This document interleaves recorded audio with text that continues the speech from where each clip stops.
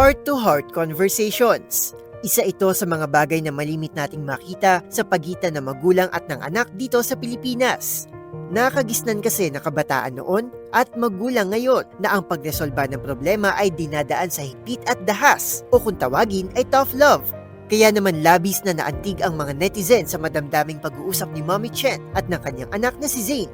Ang pangungumusta kasi ni Mommy, naging pasilip sa isang uri ng healthy relationship na inaasam-asam ng maraming anak sa kanilang magulang. Sa viral video na mag-ina, nag-sorry si Zayn dahil mabagal daw siyang magsulat at wala siya sa ranking.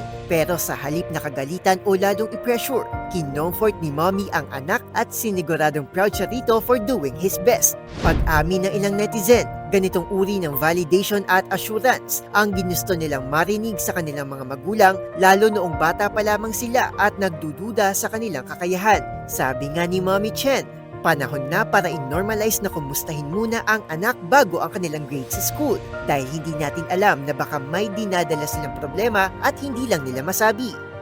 Para sa MBC TV Network News, ito si Arnold Herrera.